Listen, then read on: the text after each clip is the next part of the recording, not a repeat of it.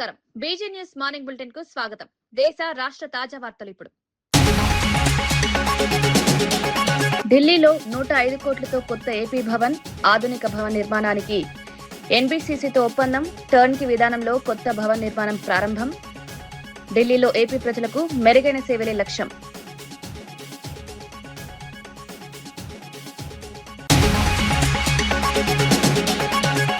యాభై మంది పేద విద్యార్థులను చదువు బాధ్యత తీసుకున్న కేటీఆర్. టచ్ లైఫ్ తో విద్యార్థులకు అండగా కేటీఆర్. మహిళల సాధికారతకు విద్య మార్గం, సమాజ సేవకు ప్రతి ఒక్కరూ ముందుకు రావాలని పిలుపు.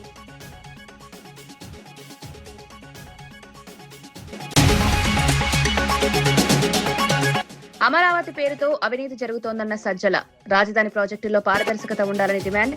అభివృద్ధి పేరుతో ప్రజాధనం వృధా.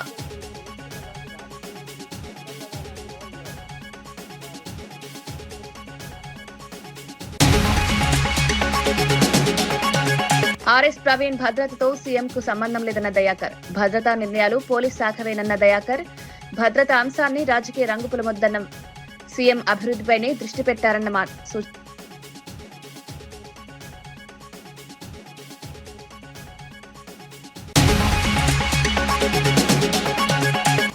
వీబీజీ రామ్జీ పథకాన్ని అడ్డుకుంటున్నారన్న బండి సంజయ్. కేంద్ర పథకంపై కాంగ్రెస్ రాజకీయాలు చేస్తోందని విమర్శ.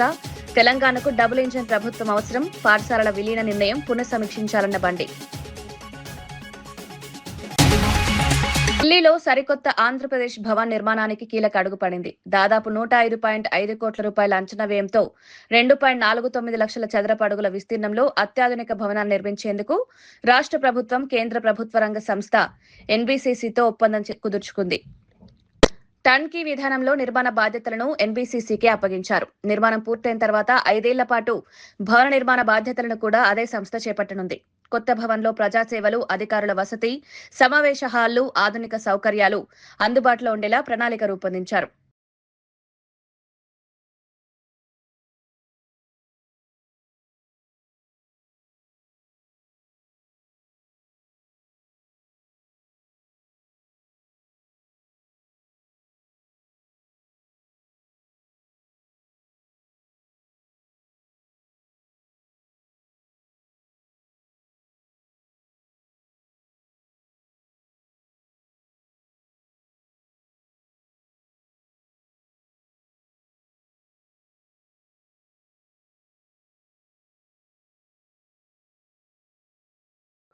రాజధాని అంశంపై వైఎస్ఆర్సీపీ రాష్ట్ర కోఆర్డినేటర్ సజ్జల రామకృష్ణారెడ్డి తీవ్ర విమర్శలు చేశారు.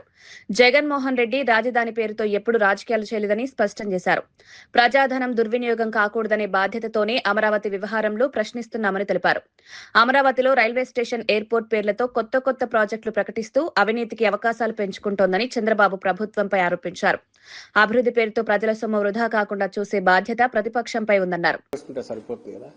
రాజకీయం లాగా చేయొచ్చు కదా. రాజకీయ ఎందుకు అనవసరంగా అయితే మిమ్మల్ని మీరు ఇరికించుకుంటున్నారు అనేవాళ్ళు ఉన్నారు. కాబట్టి మీరు అడిగే దీంతో లేదా వాళ్ళు ఆరోపిస్తున్నట్టు రాజకీయం చేసేవాడే జగన్మోహన్ రెడ్డి గారు అయితే ఇది చేయరు. నిన్న మాట్లాడేది ఎందుకు మాట్లాడదు? మాకే సరే ఉంటే ఉంటుంది, కొట్టుకుంటారులే. రేపు వచ్చిన కమిషన్ వేసి ఒక్కొక్కరిని వేసి తాట తీయచ్చు కదా. ఇప్పటి నుంచి ఆపాల్సిన ప్రయత్నం ఉంది. కావాల్సిన ఇష్యూలు లేవా? డిఎస్సీ లేదా? రైతులు ఇన్ని ఉన్నాయి. కాబట్టి వాటి మీద మాట్లాడాలి, వాటి మీదే మాట్లాడాలి. నిన్న కూడా ఇది వచ్చి విలేకరు అడిగితే స్పష్టత ఇచ్చాడు ఆయన. ఇది ప్రతిసారి క్వశ్చన్ వస్తుంటుంది. మీరే మీడియా నుంచి అడిగినప్పుడు స్పష్టత ఇచ్చారు. ఈరోజు కూడా ఇక్కడ అవినీతి లేకపోతే, ఇంత అవినీతి, ఇంత దుబారా, రాష్ట్రాన్ని ముంచే కుట్ర, అప్పుల భారంలో ముంచే కుట్ర ఇవి లేకపోతే దాని గురించి ఎక్కువ మాట్లాడాల్సిన అవసరం లేదు. అక్కడ పేదలకు స్థలాలు ఇస్తే వాటిని తీసేశారు. కాంట్రాక్టర్లకు మొబిలైజేషన్ అడ్వాన్సుల పేరిట ముందే ఇచ్చేశారు. వాళ్ళ పని చూస్తే అది జరగట్లే. నువ్వు 14-19 ఏమో టెంపరీ ఏంటివి, 24-29 మధ్య మున్సిపాలిటీ ఏంటివి, అది వస్తే తప్ప పూర్తి కాదంటివి. ఇంటర్నేషనల్ ఎయిర్పోర్ట్ ఒకటి, రైల్వే స్టేషన్ ఒకటి. ఎందుకంటే అంత భూమిలో ఏం చెప్పాలి ఆయనకు దొరకట్లే. ఏం చేసినా 4-5 దొరుకుతాయి. కాబట్టి ఆల్రెడీ స్పోర్ట్స్ సిటీ అనేది ఇంకో స్పోర్ట్స్ సిటీ కావాలంట. ఓ రైల్వే స్టేషన్ 2,000 ఎకరాల్లో 1,500 ఎకరాల్లో రైల్వే స్టేషన్, ఓ 4-5 ఎకరాల్లో ఎయిర్పోర్టు, బహుశా ఇంకొక 5,000 ఎకరాల్లో స్పేస్ సెంటరు, ఇంకొక 10,000 ఎకరాల్లో ఇంకోటి. తన 50వ పుట్టినరోజు సందర్భంగా సమాజానికి ఉపయోగపడే నిర్ణయం తీసుకుంటున్నట్లు బీఆర్ఎస్ వర్కింగ్ ప్రెసిడెంట్ కేటీఆర్ ప్రకటించారు. ఈ ఏడాది నుంచి 50 మంది పేద విద్యార్థుల విద్యా బాధ్యతను స్వీకరిస్తున్నట్లు వెల్లడించారు. అవసరంలో ఉన్న వారికి చేయూతనివ్వడం నిజమైన మానవత్వమని పేర్కొన్నారు. మహిళల సాధికారతకు తన పూర్తి సహకారం ఉంటుందన్నారు.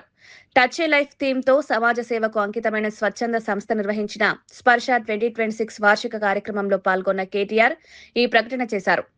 Probably also help you connect to other, good donors who would come forward, who would also fund you. And I'm hoping that, I'm only doing this with one intent. My daughter is 17. She goes to college this year. And I can imagine if she didn't have a father, if she didn't have a parent, if she had an upward battle, what could have happened to her?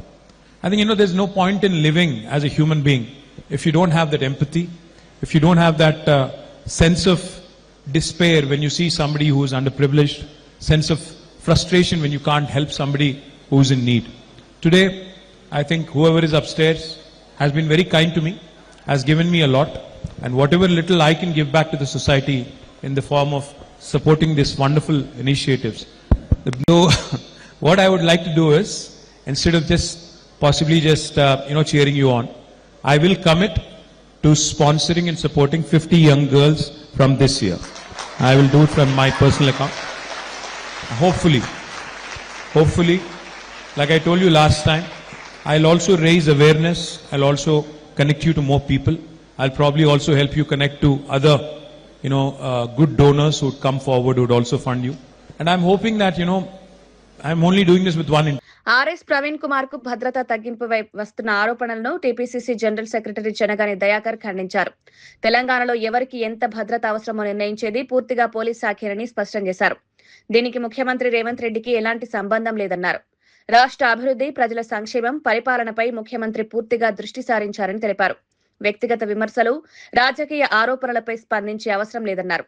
Telangana రాష్ట్రం కోసం పాటుపడలేదు. ఇవాళ ఆయన అందరి IPS లాగానే ప్రభుత్వ ఉద్యోగం చేసుకొని రాజకీయాల మీద ఇంట్రెస్ట్ తోని రిజైన్ చేసి రాజకీయాలకు వచ్చాడు. ఇవాళ ఆర్ఎస్ ప్రవీణ్ కుమార్ కు గన్మెన్ల అవసరమా, రక్షణ అవసరమా లేదనేది తెలంగాణ ఇంటెలిజెన్స్, తెలంగాణ పోలీస్ వ్యవస్థ చూస్తా ఉంటది. కాబట్టి రాష్ట్ర ముఖ్యమంత్రి గారికి ఆర్ఎస్ ప్రవీణ్ గురించి ఆలోచించేంత సమయం లేదు, ఆలోచన లేదు. రాష్ట్ర అభివృద్ధి కోసం, తెలంగాణ ప్రజల సంక్షేమం కోసం, యువత భవిష్యత్ కోసం ముఖ్యమంత్రి గారికి ఆలోచన ఉంది తప్ప ఇలాంటి ఆర్ఎస్ ప్రవీణ్ల గురించి, ఎల్లయ్య మల్లయ్య పుల్లయ్య గురించి, గన్మెన్ల గురించి, లేకపోతే బీఆర్ఎస్ పార్టీ ఏజెంట్లుగా ఉండి ఉద్యోగం పనిచేస్తున్నప్పుడే ఏజెంట్ గా వ్యవహరించినటువంటి ఆర్ఎస్ ప్రవీణ్ మీద ఆలోచన చేసే అవసరం మాకు లేదు. కాబట్టి ఆర్ఎస్ ప్రవీణ్ కుమార్ కు రక్షణ అవసరం ఉందా లేదా అనేది తెలంగాణ పోలీస్ వ్యవస్థ చూసుకుంటది. బీఆర్ఎస్ నాయకులారా, దయచేసి అర్థం లేని ఆరోపణలు, ఈ పిచ్చి ఆరోపణలు మానుకోవాలని కూడా ఆర్ఎస్ ప్రవీణ్ కుమార్ కి హితవు పలుకుతా ఉన్నాను. దయచేసి తన యొక్క పాపులారిటీ కోసం, తన యొక్క ఇమేజ్ కోసం ముఖ్యమంత్రి గారి పైన విమర్శలు చేస్తే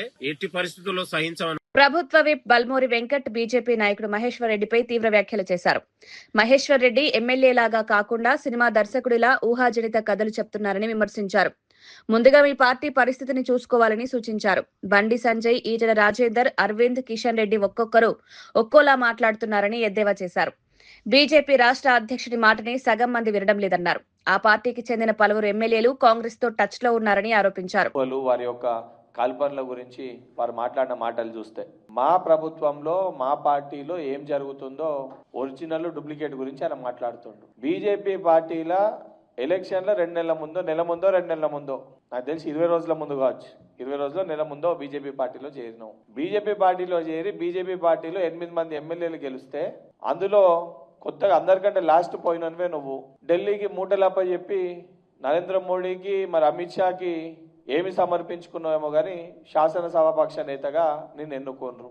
8 మంది ఎమ్మెల్యేలు ఉన్నారు మీ పార్టీలో. 8 మంది ఎమ్మెల్యేలో ఒక్క ఎమ్మెల్యేనా నీ మాటినే పరిస్థితి ఉందా? ఏ ఒక్క ఎమ్మెల్యేనా నువ్వు ప్రెస్ మీట్ పెడితే నీతో పాటు పక్కన కూర్చొని ప్రెస్ మీట్లో పాల్గొనే పరిస్థితి ఉందా? నీ సొంత పార్టీ ఎమ్మెల్యేల గురించే ఎమ్మెల్యేలు నీతో పాటు ఉండే పరిస్థితి లేదు.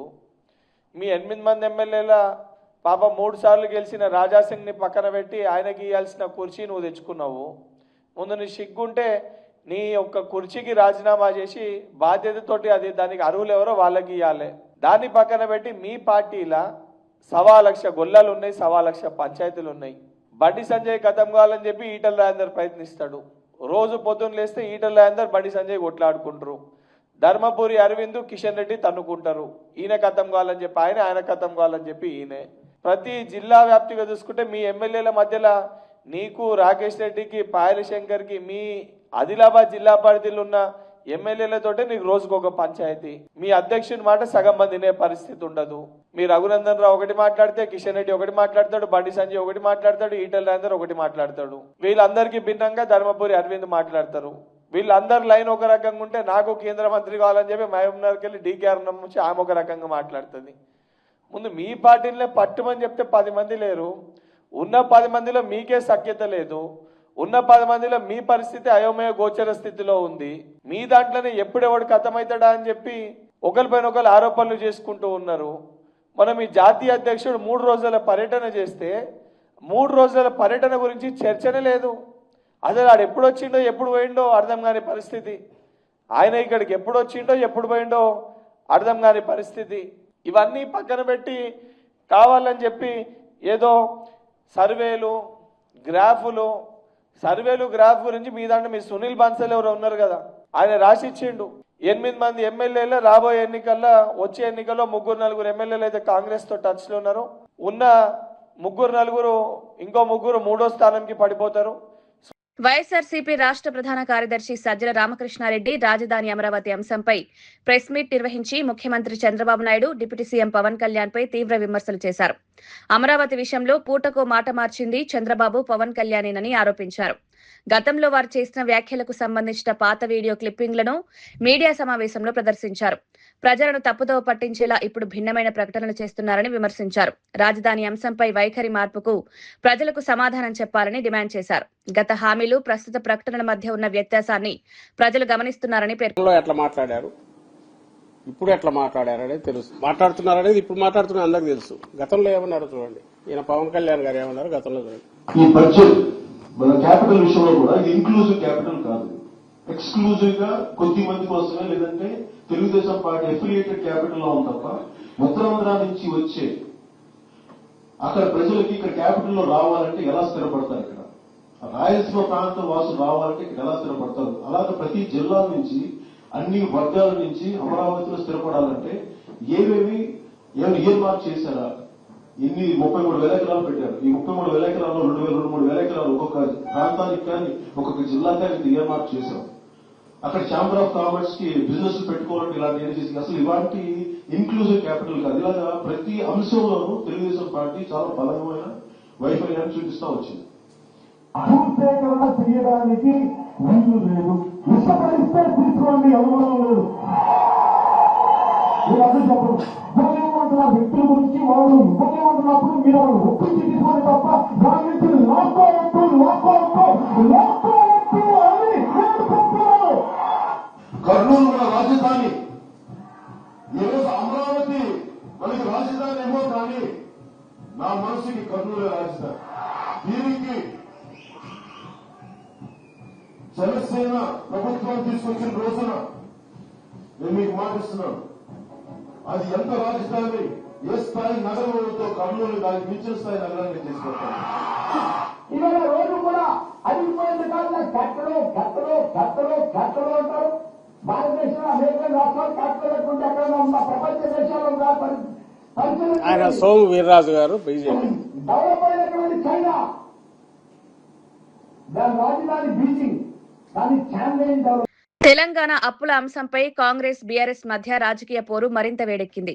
Deputy CM Bhatti Vikramarka press meet నిర్వహించి బీఆర్ఎస్ ప్రభుత్వ హయాంలో రాష్ట్రంపై 8.21 లక్షల కోట్ల అప్పుల భారం మోపారని ఆరోపించారు. ఈ అంశంపై కేసీఆర్, మాజీ మంత్రి హరీష్ రావు ప్రజలకు సమాధానం చెప్పాలని డిమాండ్ చేశారు. అప్పులపై హరీష్ రావు తప్పుడు ప్రచారం చేస్తున్నారని మండిపడ్డారు. కాంగ్రెస్ ప్రభుత్వం అధికారంలోకి వచ్చిన తర్వాత అప్పుల రీస్ట్రక్చరింగ్ చేపట్టి వార్షిక వడ్డీ భారాన్ని 34,000 కోట్ల నుంచి 11,000 కోట్లకు తగ్గించామని వివరించారు. సింగరేణిని కూడా బీఆర్ఎస్ ప్రభుత్వం సంక్షోభంలోకి నెట్టిందని ఆరోపించారు.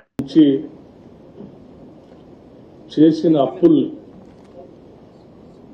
రాష్ట్రం పైన వేసిన భారాన్ని తక్కువ చేసి చూపించడం కోసం కొంత ప్రయత్నం హరీష్ రావు గారు, కేటీఆర్ గారు పరి విధాలుగా ప్రయత్నం చేస్తూ ఉన్నారు. ఆ ప్రయత్నాలు ఏ స్థాయికి వెళ్ళాయంటే వారు గత ప్రభుత్వంలో 10 సంవత్సరాలు మంత్రిగా పనిచేశారన్న సంగతి కూడా మర్చిపోయి స్థాయి దిగజార్చుకొని అబద్ధాలన్నీ పోగేసుకొని ఆ పోగేసుకున్న అబద్ధాలని ప్రచార అస్త్రాలుగా మార్చుకొని అదే పనిగా ఒక గ్లోబల్స్ ప్రచారం చేయడం కోసం ప్రయత్నం చేస్తూ ఉన్నారు. ఇది ఒక అంశంలో కాదు, అనేక అంశాలపైన ఇదే పనిగా పెట్టుకొని అబద్ధాలని ఒక్కొక్క శాఖ మీద ప్రయత్నం చేసే కార్యక్రమం చేస్తూ ఉన్నప్పుడు ఈ రాష్ట్ర ఆర్థిక పరిస్థితిని, రాష్ట్రంలో ఉన్నటువంటి సామాజిక పరిస్థితుల్ని, రాష్ట్రంలో ఉన్నటువంటి వనరుల్ని క్షుణ్ణంగా అర్థం చేసుకున్న ప్రభుత్వం తప్పనిసరిగా ఇప్పటికి కూడా మన వాస్తవాలు ప్రజల దృష్టికి తీసుకొని రాకపోతే ఈ అబద్ధాలు చెప్పేటువంటి ప్రచారకుల మాటలే ఇప్పటికే ఆ 10 సంవత్సరాలు వారి పాలన ఈ రాష్ట్రం పైన భారంగా మారింది. ఈ అబద్ధాలు ఇంకా పెనుభారంగా మారి సమాజానికే ఇది పెద్ద విధ్వంసంగా మారేటువంటి అంశంగా మారింది. ఇటువంటి పరిస్థితుల్లో ఉన్న వాస్తవాన్ని మేము ఆలోచన చేశాం. సరే, పని ఎట్లా లేదు వాళ్ళకి, 10 సంవత్సరాలు అడ్డగోలుగా చేసినటువంటి దోపిడీతో పెట్టుకున్నటువంటి వార్తా సంస్థలతోనో, అడ్డగోలుగా నిర్మించుకున్నటువంటి సోషల్ మీడియా వ్యవస్థలతోనో చేసుకునేటువంటి ప్రయత్నం ఇది చివరికి రాష్ట్ర ఆర్థిక పరిస్థితి పైన, రాష్ట్రం ప్రతిష్టాత్మకంగా ప్రాణప్రదంగా చూసుకున్నటువంటి అనేక ప్రభుత్వ రంగ సంస్థలపైన పడే ప్రభావం ఉన్నది. నిశ్శబ్దంగా ఉంటే ఇంకా నష్టం చేసినటువంటి వాళ్ళు అవుతాం. అబద్దాల పునాదులపైన ఏ ఆర్థిక వ్యవస్థను నిర్మించలేము. 10 సంవత్సరాలు ఇటువంటి అబద్దాల పునాదులపైనే ఆర్థిక వ్యవస్థ నిర్మిస్తున్నాం అని చెప్పి రాష్ట్రాన్ని ఈరోజు అనేక రకాలైనటువంటి ఇబ్బందులు నెట్టేసినటువంటి పరిస్థితుల్లో వాటన్నిటి గురించి మాట్లాడితే రాష్ట్రం యొక్క ప్రతిష్ట ఏమన్నా బయట రాష్ట్రాల్లో మిగతా ప్రాంతాల్లో కానీ తగ్గుతుంది అనేటువంటి ఆలోచనతో సాధ్యమైనంత వరకు ఆ వాస్తవాల్ని ఎక్కువగా మాట్లాడకుండా పాలన మీద దృష్టి సారించి వాటిని సరిచేసే వ్యవస్థలో ముందు పోతా ఉన్నాం. అయినప్పటికి కూడా కావాలని పదే ఇంకా అబద్దాలు చెప్తా ఉంటే తప్పనిసరి పరిస్థితుల్లో ఈరోజు బయటకు వచ్చి వాస్తవాలు చెప్పాలనేటువంటి ఆలోచనతో వచ్చాం. హరీష్ రావు గారు, కేటీఆర్ గారు, మేము ముఖ్యమంత్రికి మంత్రులు ఛాలెంజ్ విసురుతున్నాం, రండి సమాధానం చెప్పండి అంటున్నారు. అనేక సందర్భాల్లో వాళ్ళు మీరే మాట్లాడుతూ ఉన్నారు, మా నాయకుడు కేసీఆరే, వారే వస్తారు, వారే పాలిస్తారు అని చెప్తారు. చేసింది అప్పులు, రాష్ట్రాన్ని సర్వనాశనం చేసింది కేసీఆర్ అండి. భవిష్యత్తులో మళ్ళీ ఆయనే వస్తున్నారు, మళ్ళీ మీరే చెప్తుంటారు. మరి మధ్యలో మీ సంగతి ఏంది? అసలు మీరు ఏం మాట్లాడుతున్నారో మీకే తెలియదు, మీరేం చేద్దాం అనుకుంటున్నారో మీకే తెలియదు. మీరు మీ చేతుల్లో ఏముందని అసలు